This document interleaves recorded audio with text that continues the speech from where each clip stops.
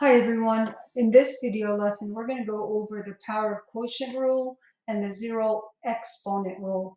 We're going to start by looking at the power of quotient rule in general terms. Here it is right here.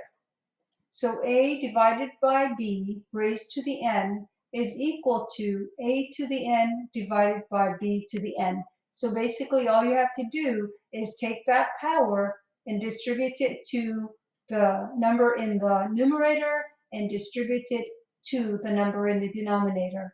And we're going to learn how to do that with all these practice problems. Okay, so let's go ahead and start. So this means, well, I'll show you what it means. 2/5 times 2/5 times 2/5.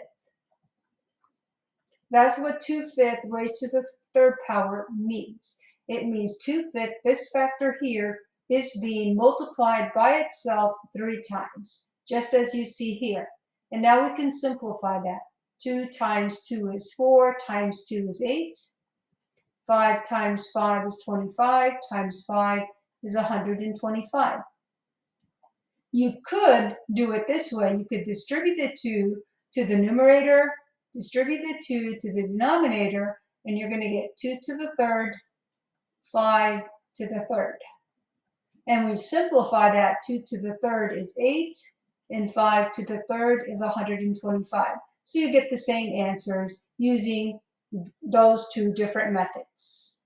Okay? Let's go on. Let's do this two different methods also. This means 4 squared, 11 squared, which also means 4/11 times 4/11. Okay, so you can do it this way or you can do it this way. Let's simplify that. 4 times 4, that's 16. 11 times 11 is 121. And that's it. All right, so again, I showed you this is one method and this is the other method. Okay? All right, so let's do it this way. 3/5 times 3/5 times 3/5. Because this factor here, 3/5, is being multiplied by itself 3 times. So 3 times 3 is 9, times 3 is 27. 5 times 5 is 25, times 5 is 125. Again, you can do it this method, distribute the 3 to the numerator, distribute the 3 to the denominator. And you will get the same thing. So this will be 27 over 125.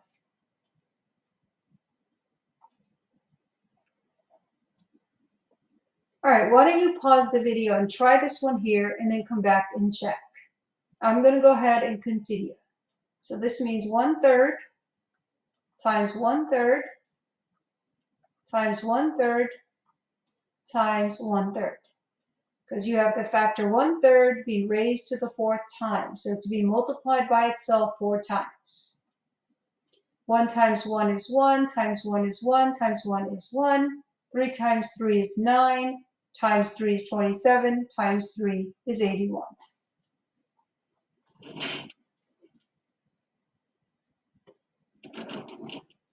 All right, so this means the same thing as 9/10 raised to the 2nd power, which means 9/10 times 9/10. 9/10, that factor is being multiplied by itself twice. So that's 81 over 100. Okay? This means 2/3 raised to the 4th power.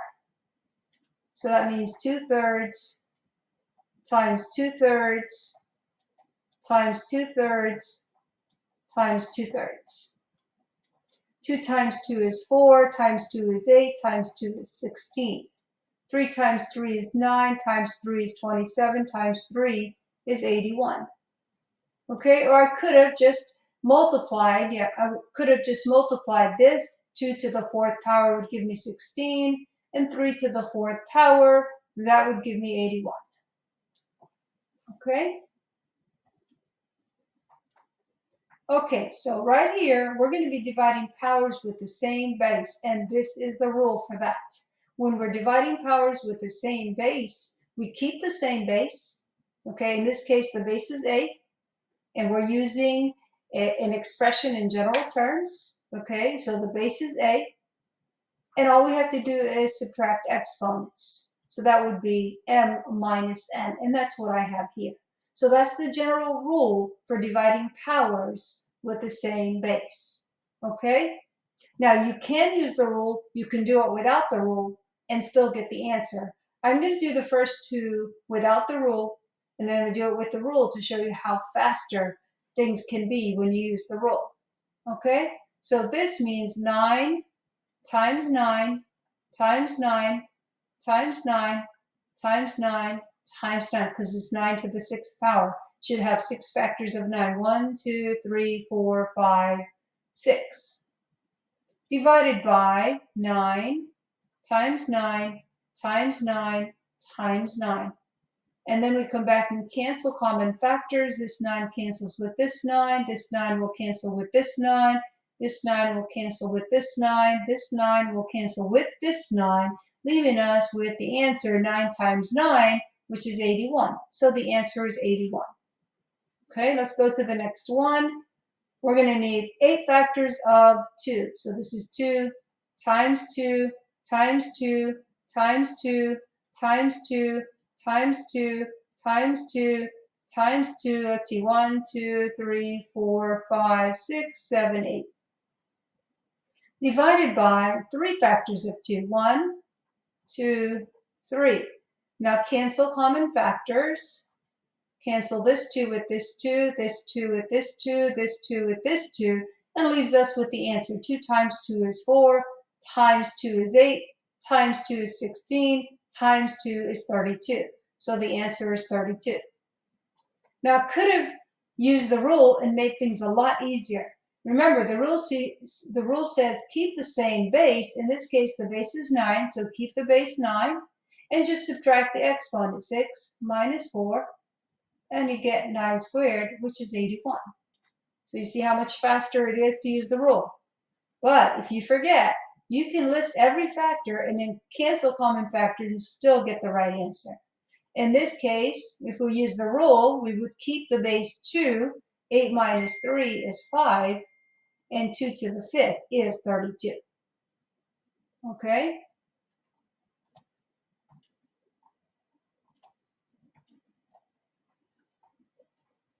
All right, so we're going to go ahead and use the rule for the rest of these problems. Keep the base 7, 12 minus 4. That'll give us 7 to the 8th power. And we'll leave our answer like that. We have large powers, just leave your answer in power form. Okay, so we're dividing powers with the same base 4. We will keep 4. 8 minus 3. That'll give us 4 to the 5th power. Keep the same base x, 13 minus 5. The answer is going to be x to the 8th power. Okay, go ahead and try the next one. I'll wait a minute. So if you kept the same base 5, I'm sorry.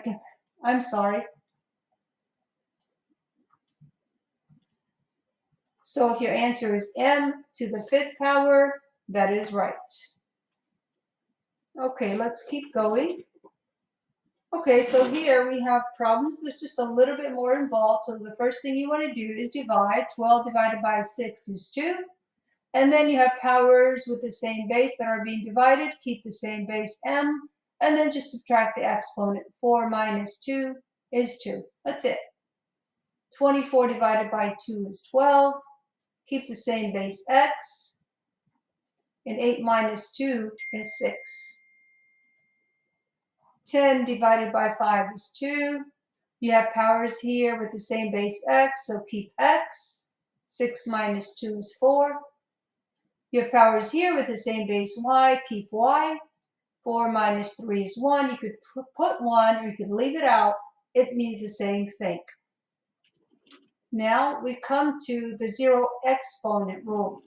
So this rule says anything, any number raised to the 0 power is 1. Okay? So let's go ahead and apply that. 5 to the 0 power is 1, because this is a number raised to the 0 power.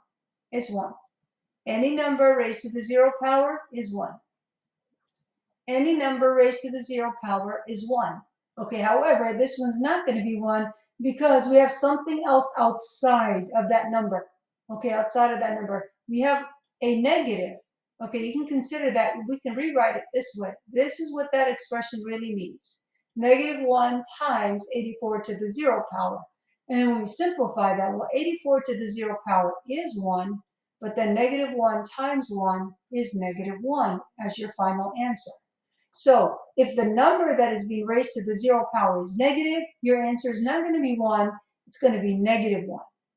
You see in this case here, your number is not positive. Your number that's being raised to the 0 power is negative, so it's not going to be 1, it's going to be negative 1. Okay? Here you have a product. You have 3 times x to the 0 power. Well, x to the 0 power, that's 1. So what we end up with is 3 times 1, which is 3. Okay, this whole expression is not 1. This part is 1, okay? Because these are two terms that are being multiplied. These are two terms that are being multiplied, okay? And it's only the x that's being raised to the 0 power. So this becomes 8 times 1, which is 8. Okay, so this is negative 8. X raised to the 0 power is 1. So that gives us negative 8.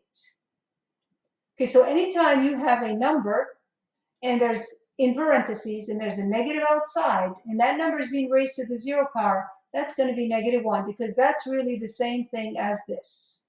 Okay, a negative number raised to the 0 power. So a negative number raised to the 0 power is negative 1.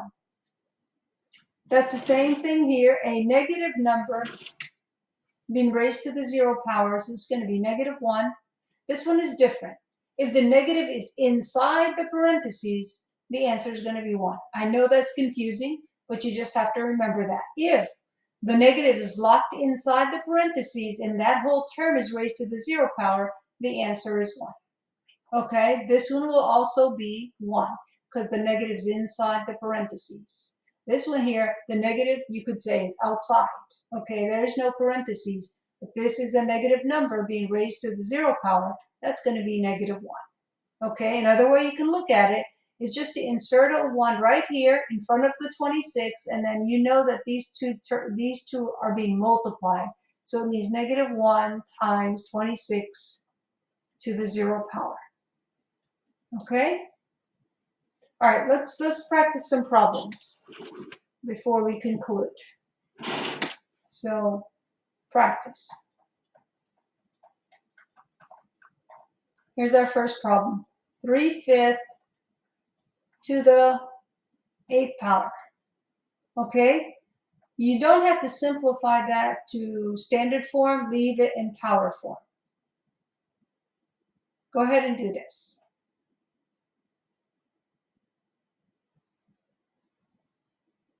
So if you got 3 to the 8th divided by 5 to the 8th, that is correct. And we'll leave it in power form because this is a big number.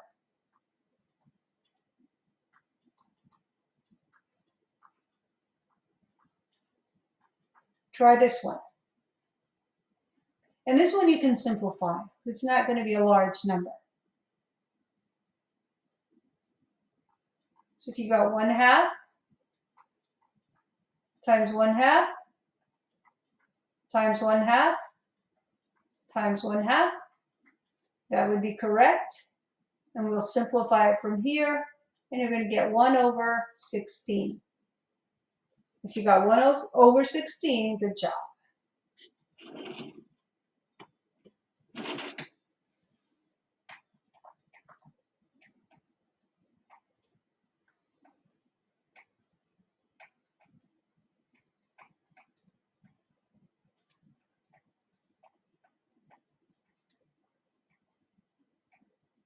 All right, see if you can simplify that.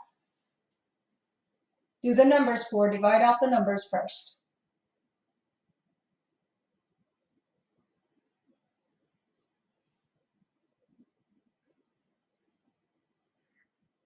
So if you divide out -20 divided by 10, that's -2. These powers have the same base x, and then you just subtract the exponents. These powers have the same base y. You just subtract the exponents. This is what you got. Good job.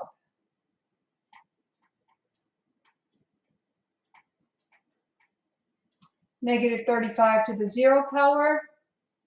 What do you get? You said negative 1. That is correct.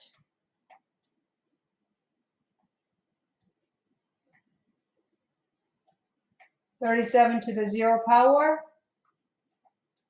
If you got 1, that is correct. And the last one. And if you got negative 1 for that one, that is correct. Remember, when it's locked inside the parentheses, okay, it's a negative number inside the parentheses raised to the 0 power, the answer is negative 1. And this concludes this lesson on power of a quotient rule and the zero exponent rule.